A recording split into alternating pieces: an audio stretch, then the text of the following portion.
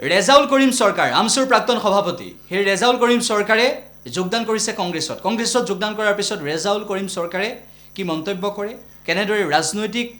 নিজৰ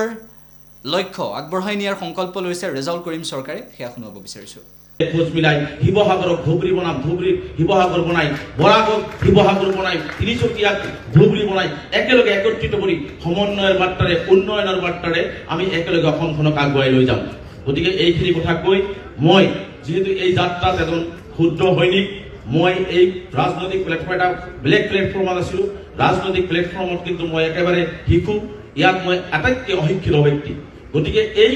যাত্ৰাটোত মই ভাবো যে পাৰ্টিৰ সভাপতি ডাঙৰীয়া আছে বিধায়কসকল আছে পাৰ্টিৰ জ্যেষ্ঠসকল আছে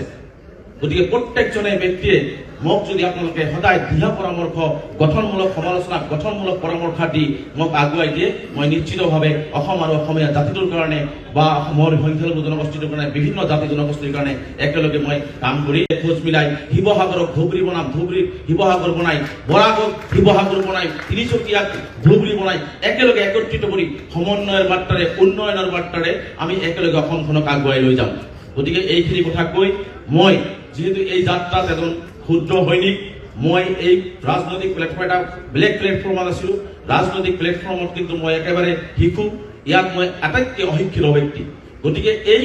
যাত্ৰাটোত মই ভাবো যে পাৰ্টিৰ সভাপতি ডাঙৰীয়া আছে বিধায়কসকল আছে পাৰ্টিৰ জ্যেষ্ঠসকল আছে গতিকে প্ৰত্যেকজনে ব্যক্তিয়ে মোক যদি আপোনালোকে সদায় দিহা পৰামৰ্শ গঠনমূলক সমালোচনা গঠনমূলক পৰামৰ্শ দি মোক আগুৱাই দিয়ে মই নিশ্চিতভাৱে অসম আৰু অসমীয়া জাতিটোৰ কাৰণে বা অসমৰ সংখ্যালঘু জনগোষ্ঠীটোৰ কাৰণে বিভিন্ন জাতি জনগোষ্ঠীৰ কাৰণে একেলগে মই কাম কৰি